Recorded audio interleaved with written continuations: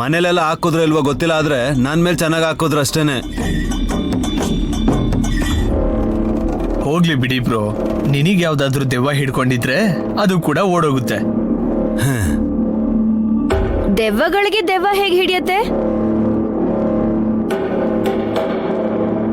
Joke ಮಾಡ್ಬೇಡ ಹಾಸ್.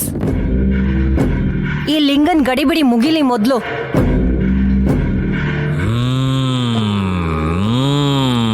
ಇವಾಗ ಏನ್ ಮಾಡ್ತಾರಂತೆ? ಆ ಆತ್ಮನ ಹಿಡ್ಕೋತಾರೆ. ಮೊದ್ಲು ಅವನು ಬೀಳದೇ ಇರೋ ಹಾಗೆ ನೋಡ್ಕೊಳಮ್ಮ. ತೂಗಾಡ್ತಿದ್ದಾನೆ ಅಂತನಾ? ಇಂಥವ್ರಿಗೆಲ್ಲ ಅದೊಂದು ಟೆಕ್ನಿಕ್ ಅಜ್ಜಿ.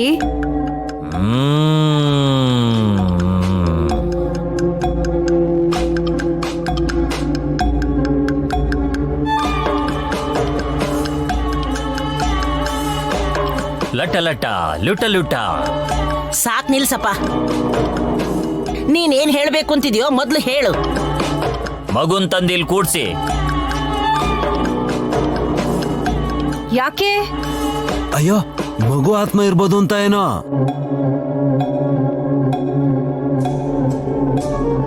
ಹೇಳಕ್ಕಾಗಲ್ಲ. ಗಾಯತ್ರಿ ಅಕ್ಕನ ಆತ್ಮ ಗಾಯತ್ರಿ ಪುಟ್ಟಿ ದೇಹದಲ್ಲಿ ಇರೋ ಕಾರಣಕ್ಕೆ ಹಾಗೆ ಹೇಳಿದ್ರು ಅನ್ಸುತ್ತೆ. ಏನಂತ ಹೇಳಿದ್ಯಮ್ಮ? ಆತ್ಮ ಈ ಸಣ್ಣ ಮಗು ಅಲ್ಲಿದ್ಯಾ? ಹೌದು ಸ್ವಾಮಿ. ಅಲ್ಲೋಡಿ, ಆ ಫೋಟೋದಲ್ಲಿರೋ ನಮ್ ದೊಡ್ಡಮ್ಮನೆ ಮತ್ತೆ ಪುನರ್ಜನ್ಮ ಎತ್ತಿ ಗಾಯತ್ರಿಯಾಗಿ ಹುಟ್ಟಿದ್ದಾರೆ. ಮಕ್ಳನ್ ಕೂಡ್ಸಿದ್ರೆ ಏನು ಮಾಡಲ್ಲ ಅಲ್ವಾ? ಅವನಿಗೇನು ಬರುತ್ತೆ ಮಾಡೋದಿಕ್ಕೆ? ಬಸ್ ಸ್ಟ್ಯಾಂಡ್ ಅಲ್ಲಿ ಬನ್ ಮಾರೋ ತರ ಇದ್ದಾನೆ. ದೊಡ್ಡೋರ್ ಬಗ್ಗೆ ಗೊತ್ತೇ ಇದೆಯಲ್ಲ ಸ್ವಾಮಿ, ಹಾಗೆ ಬೈತಾ ಇರ್ತಾರೆ.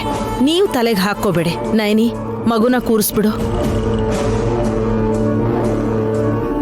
ಏಯ್, ಬಾಣ ಎಲ್ಲಿ? ನಿಮ್ ಲುಟ ಲುಟ ನೋಡಿ ಮೂರ್ಛೆ ಹೋಗಿದ್ದಕ್ಕೆ ಮಲಗ್ಸ್ ಬಂದಿದ್ದೀನಿ ಬಿಡಿ. ಸರಿ, ಈಗ ಶುರು ಮಾಡಿ. ಓಂ ಫಟ್ ಓಂ ಫಟ್ ಲಟ ಲಟ ಲುಟ ಲುಟ. ಈ ಮನೆಯಲ್ಲಿರೋ ಆತ್ಮಗಳೆಲ್ಲ ಇಲ್ಲಿ ಬರ್ಬೇಕು.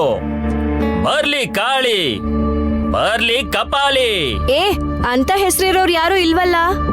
ಇವರು ಕ್ಷುದ್ರ ದೇವತೆನ ಕರಿತಾ ಇದಾರೆ ಅಕ್ಕ.